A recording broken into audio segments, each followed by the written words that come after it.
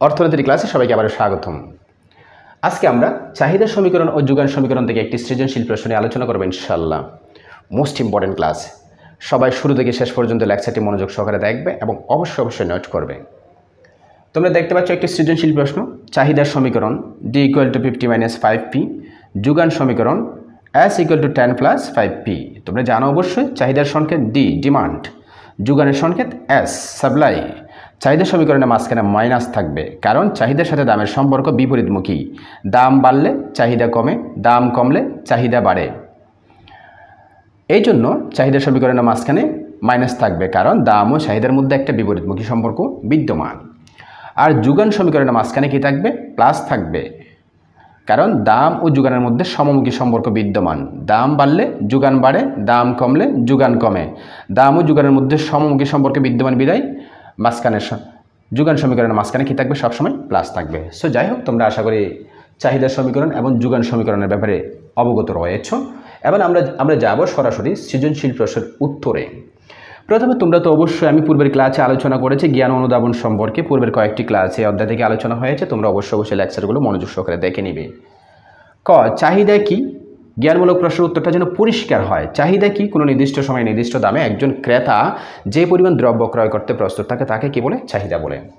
যোগান বিধি কি? দাম এবং যোগানের মধ্যে যে একটা সমমুখী সম্পর্ক বিদ্যমান তাকে যোগান বিধি বলা হয়। তোমরা একটু পরিষ্কার ভাষায় নোট করে নেওয়ার চেষ্টা করবে। সো আমরা এবার যাব, আমার আজকের মূল আলোচনা হচ্ছে গ এবং ঘ। চলে যাই আমরা মূল আলোচনায়। চাহিদা সমীকরণ থেকে চাহিদা রেখা অঙ্কন করো। তোমরা দেখতে পাচ্ছ চাহিদার সমীকরণ হচ্ছে উপরেরটা। চাহিদার সমীকরণ থেকে চাহিদা রেখা অঙ্কন। প্রথমে তোমরা কি করবা? দেওয়া আছে বলে সমীকরণটা লিখতে পারো। সো আমি লিখলাম যে দেওয়া আছে চাহিদার সমীকরণ। কি লিখে আছে দেখো তো, আমি পুরোটাই লিখলাম। চাহিদার সমীকরণ d = 50 - কি আর লিখে আছে? 5p। সো এই সমীকরণ থেকে তো আর রেখা আঁকা যাবে না। তাহলে তুমি কি করবা? প্রথমে p এর বিভিন্ন মান গ্রহণ করবা, কারণ দামটা সবসময় স্বাধীন চলক। তোমরা এখানে দেখতে পাচ্ছ দুটি চাহিদার সাথে দাম চলকের একটা সম্পর্ক।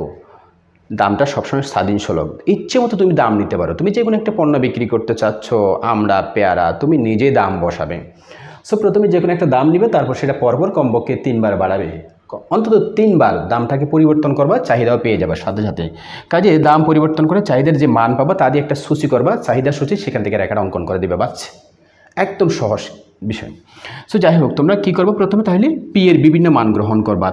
পি = 2 হলে, অর্থাৎ দাম যদি 2 টাকা, ধরো 2 টাকা হলে, তাহলে এই সমীকরণ অনুসারে চাহিদা কত হতে পারে? প্রথমে সমীকরণটা বসাও তো। 50 - 5 × পি এর মান কত ধরছি আমরা? 2। ইচ্ছে মতো কেউ 3 ধরতে পারো, কেউ 4 ধরে শুরু করতে পারো। তাহলে আমরা ধরছি 2। 5 দ্বিগুণী কত? 10। 50 থেকে 10 গেলে কত? আমি একসাথে বসিয়ে দিচ্ছি 40। কাজে আমরা 2 টাকা দামে এই সমীকরণ অনুসারে চাহিদা দেখতে পাচ্ছি কত? 40 একক। দামটা এবার বাড়িয়ে দাও, 3 টাকা করো, 4 টাকা করো, 5 টাকা করো। চিত্র সহজে যাতে সুন্দরভাবে উপস্থাপন করতে পারি, এই জন্য আমি জোড়া ধরতেছি। 2 × 4 ধরলাম। দামটা বৃদ্ধি পেয়ে যদি 4 টাকা হয়, তাহলে চাহিদা কত হবে? সমীকরণটা আবার বসিয়ে দাও। -5p, 50 - 5 × পি এর মানে আবার কত ধরছি আমরা? 4। আমরা নিজেরাই দাম 2 টাকা থেকে 4 টাকা বাড়িয়ে দিলাম। সো 4 × 5 = 20। 50 থেকে 20 গেলে কত বলো তো? এবার পাইছি 30। তার মানে হচ্ছে 4 টাকা দামে চাহিদা পাইছি আমরা সমীকরণ অনুসারে কত? 30 একক। দামটা আরেকবার বাড়াও, কমপক্ষে 3 বার দামটা পরিবর্তন করো, যাতে চিত্রটা দেখতে সুন্দর দেখায়। চাইলে আরও বাড়াইতে পারো তুমি। দামটা এবার কত নিবে? 5 বা 6 জুড়ে দিলাম, আমি 6 টাকা ধরলাম। 6 হলে চাহিদা কত হবে? আবার দাও সমীকরণটা, 5p বসাও। 50 - 5 × আমি সংক্ষেপে, তোমরা চাইলে আরেক লাইন বাড়াইতে পারো, যে এবারে আমরা দাম ধরলাম 6 টাকা, 5 × 30। 30 থেকে 50 থেকে 30 গেলে কত হয় বলো তো? 20। সো তোমরা প্রত্যেকে দেখো তো, দাম প্রথমে আমরা কত ধরছি? 2 টাকা। 2 টাকা দামে চাহিদা পাইছি এই সমীকরণ অনুসারে 40 একক। দাম 2 টাকা থেকে বৃদ্ধি করে যখন আমি 4 টাকা করলাম, তখন চাহিদা কমে গেছে। চাহিদা কবে? 30 একক হয়ে গেছে। দাম যখন আরও বাড়িয়ে দিয়ে আমরা 6 টাকা করলাম, তখন সমীকরণ অনুসারে চাহিদা পেলাম আমরা কি? 20 একক। সো তোমরা এখন কি করবা? এখন একটা সূচি তৈরি করবা। প্রথমে একটা সূচি তৈরি করে দিবা, পরিষ্কারভাবে প্রত্যেকটা অংশ উপস্থাপন করার চেষ্টা করবে, কোনো যেন ত্রুটি না থাকে। সো যাই হোক, প্রথমে আমরা কি বসাবো, এখানে দাম বসাবো, তারপরে কি বসাবো, চাহিদা বসাবো। সো তোমরা দেখো তো প্রত্যেকেই, প্রথমে আমরা দাম নিজেরা কত ধরছি, 2 টাকা। আমি 2 টাকা ধরছি, তোমার যার যা ইচ্ছে তাই ধরবা। 2 টাকা দামের চাহিদা পাইছি কত বলো তো, 40 একক। দাম বাড়িয়ে যখন 4 টাকা করছি তখন চাহিদা কমে 30 একক হয়ে গেছে। দাম আরও বাড়িয়ে যখন 6 টাকা করছি তখন চাহিদা আরও কমে গেছে। কারণ আমরা একটু আগে আলোচনা করেছি, দাম যতই বাড়বে চাহিদা ততই কমে যাবে, দাম যতই কমে যাবে চাহিদা ততই বেড়ে যাবে। সো আমি পূর্বের ক্লাসে ডিটেলস আলোচনা করেছি, পূর্বের লেকচারটা একবার দেখে নিতে পারো। সো এরপরে আমরা এই যে একটা চাহিদা সূচি অঙ্কন করলাম, এই চাহিদা সূচি থেকে জাস্ট একটা রেখাটা এঁকে দিবে, চাহিদা রেখাটা এঁকে দিবে, চাহিদা রেখাটা এঁকে দিবে। সো এই পাশে দাম লিখবে স্বাধীন চলক, আর ভূমি অক্ষে অধীন চলক চাহিদাকে লিখবে, কারণ দাম পরিবর্তনের বলে চাহিদা পরিবর্তন হবে। যে দাম কী কী ধরছে দেখো তো, 2 টাকা, 4 টাকা, 6 টাকা, 2, 4, 6, একদম সমান একটা সুন্দর একটা পরিমাপ নিবা। এরপরে চাহিদার ক্ষেত্রে 20, 30, 40, আমরা 10 থেকে যাই, 10, 20, 30, 40। তাহলে 10 নেই, বসাইতেও পারো, না বসাইলেও সমস্যা নেই। 20 বসালাম, 30 বসালাম, 40 একক বসালাম। এবার আমরা রেখাটা টেনে দিই। দাম যখন 2 টাকা, দাম যখন 2 টাকা, 2 টাকা দামের চাহিদা কত দেখো তো, 40। 4 টাকা দামে, এই যে 4 টাকা দামে, 4 টাকা দামের চাহিদা কত বলো তো, 30 একক। বিন্দুগুলো পরিষ্কার করে দাও। 6 টাকা দামের চাহিদা কত, 6 টাকা দামে, দাম যখন 6 টাকা তখন চাহিদা হচ্ছে কত বলো তো, 20 একক। সো তোমরা সুন্দর করে আবার বিন্দুগুলো যোগ করে দাও এবং উপরে আর নিচে চাহিদার সংখ্যা ডি দিয়ে দাও, আর মাঝখানে সংযুক্ত বিন্দু এ বি সি বসিয়ে দাও। এই যে চাহিদা রেখা হয়ে গেছে। এবার আমরা ঘয়ের উত্তরে যাব। ঘয়ের প্রশ্ন দেখো তো, উদ্দীপকের আলোকে ভারসাম্য দাম ও পরিমাণ নির্ণয় করো। আমরা জানি যেখানে চাহিদা ও যোগান সমান হয় সেখানে ভারসাম্য দাম ও পরিমাণ নির্ধারিত হয়। আমি পূর্বের লেকচারে চাহিদা ও যোগান সূচি থেকে ভারসাম্য দাম ও পরিমাণ কীভাবে নির্ধারিত হয় তার চিত্রসহ ব্যাখ্যা করেছি, আলোচনা করেছি। অবশ্যই তোমরা পূর্বের লেকচারটা একবার দেখে নিবে। আজকে আমরা চাহিদা ও যোগান সমীকরণ থেকে ভারসাম্য দাম ও পরিমাণ নির্ণয় করবো ইনশাআল্লাহ। সো আমরা লিখতে পারি প্রথমে, উদ্দীপকের আলোকে ভারসাম্য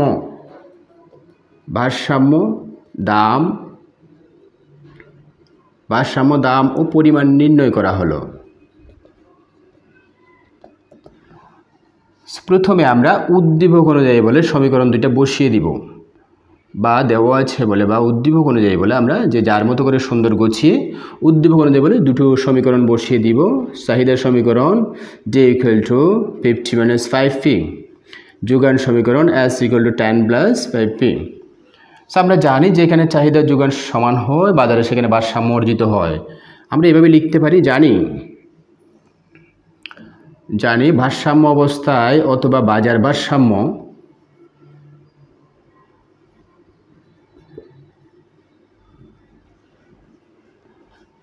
ডি সমান কি হয়, এস হয়। যেখানে চাহিদা ও যোগান সমান হয় সেখানে বাজারে ভারসাম্য অর্জিত হয়। সো এবার তোমরা ডি এর মানটা বসিয়ে দাও। ডি সমান কত আছে দেখো তো, 50 - 5p সমান, এবার এস এর মানটা এস এর জায়গায় বসিয়ে দাও, 10 + 5p। বা যেহেতু আমরা প্রথমে ভারসাম্য দাম নির্ণয় করবো, এই জন্য পি এর মানটা এক পাশে নিয়ে আসো, -5p, আর ওই সমানের ওই পাশের 5p এই পাশে নিয়ে আসো। সমানের এই পাশে যদি এই পাশে প্লাস থাকলে এই পাশে কী হয়ে যাবে, মাইনাস হয়ে যাবে, -5p। 10 - কি হবে 50, বা মাইনাসে মাইনাসে কী হয়, প্লাস হয়, -5 - 5 কত 10, 10p। আর এদিকে 10 থেকে যদি 50 যাই তাহলে কত হয়, -40, বা মাইনাস দুইটা ওটা নিতে পারো আগে, 10p ইকুয়াল টু কত 40, বা p ইকুয়াল টু কত 40/10, বা p ইকুয়াল টু কত হচ্ছে 4। তার মানে আমরা ভারসাম্য দাম পেয়ে গেছি, p মানে প্রাইস, দাম। আমরা ভারসাম্য দাম কত পাইছি বলো তো, 4। এবার আমরা যাব ভারসাম্য পরিমাণ লিখতে পারি আমরা এরপরে। তার মানে তুমি এই জায়গায়ও লিখে দিতে পারো, ভারসাম্য দাম পেয়ে গেছি আমরা। ভারসাম্য দাম কত পাইছি বলো তো, p ইকুয়াল টু কত 4। কাজে এবার আমরা ভারসাম্য পরিমাণ কীভাবে নির্ধারণ করব, ভারসাম্য পরিমাণ লিখতে পারি p যদি 4 হয়, 4 টাকা হলে একবার আমরা চাহিদার পরিমাণ বের করব আর একবার যোগানের পরিমাণ নির্ণয় করব। কাজে আমরা প্রথমে চাহিদার সমীকরণটা দিয়ে দাও 50 মাইনাস কত 5p। আমরা ভারসাম্য দাম পেয়েছি 4, কাজে 50 মাইনাস 5 ইন্টু কত বলো তো, পি এর জায়গায় 4 বসিয়ে দাও, চারপাশে 20, তাহলে 50 থেকে 20 গেলে কত হচ্ছে 30। এবার এবং এর সমান কত পাচ্ছি দেখো, সমীকরণটা বসাও 10 প্লাস কত 5p, 10 প্লাস 5 ইন্টু কত 4, 10 প্লাস কত হচ্ছে 4 5 20, কত পাচ্ছি দেখো তো 30। আমরা 4 টাকা দামে চাহিদা পাইছি 30 একক এবং 4 টাকা দামে যোগানো হয়েছে কত 30 একক। একটা সূচি তৈরি করে রেখাটা অঙ্কন করে দিতে পারো। আমি এই পাশে দেখাচ্ছি ছোট্ট করে, এই পাশে দেখাচ্ছি এই যে দাম 4 টাকা দামে কত চাহিদা পাইছি কত 30, যোগানো পাইছি কত বলো তো 30। দাম চাহিদা যোগান, 4 টাকা দামে চাহিদা 30, যোগান কত বলো তো 30। এরপর তোমরা রেখাটাও এঁকে দিতে পারো এভাবে। এই পাশে দিবা হচ্ছে, আমি একটু মুছে নিচ্ছি এই পাশ থেকে, হ্যাঁ এরপর রেখাটা অঙ্কন করে দিতে পারো চাইলে। লম্ব অক্ষে ওয়াই, ভূমি অক্ষে এক্স, আর এই পাশে থাকবে হচ্ছে দাম, আর নিচে থাকবে চাহিদা ও যোগান। দাম 4 টাকা, যে কোনো জায়গায় বসাইতে পারো, একটাই দাম 4 টাকা, আর 4 টাকা দামে চাহিদা যোগান হচ্ছে 30 একক। 30টাও যে কোনো, যেহেতু একটাই মান 30টা বসিয়ে দিলাম, তাহলে 30 একক 4 টাকা দামে চাহিদাও 30, যোগানও 30, তাহলে চাহিদা রেখা বাম থেকে ডান দিকে নিম্নগামী, যোগান রেখা বাম থেকে ডান দিকে কি ঊর্ধ্বগামী। যোগানের সংকেত হচ্ছে কি বলতো এসএস। কাজে এই যে বিশেষ করে এখানে একটা বিন্দুর নাম দিতে পারো, এই বিন্দুর নাম দিতে পারো, এই মানে ইকুইলিব্রিয়াম ভারসাম্য। এই বিন্দুতে ভারসাম্য অর্জিত হয়েছে যেখানে চাহিদা যোগান সমান হয়েছে। ভারসাম্য দাম হচ্ছে 4 টাকা আর ভারসাম্য পরিমাণ হচ্ছে 30 একক। আশা করি তোমরা চাহিদা ও যোগান সমীকরণ থেকে কীভাবে ভারসাম্য দাম ও পরিমাণ নির্ণয় করব সে সম্পর্কে সুস্পষ্ট ধারণা পেয়েছ। পরবর্তী ক্লাসে আমরা এই অধ্যায়ের সর্বশেষ এবং অত্যন্ত আরেকটি গুরুত্বপূর্ণ অংশ স্থিতিস্থাপকতা সম্পর্কে আলোচনা করব ইনশাআল্লাহ। আজ এ পর্যন্ত, খোদা হাফেজ।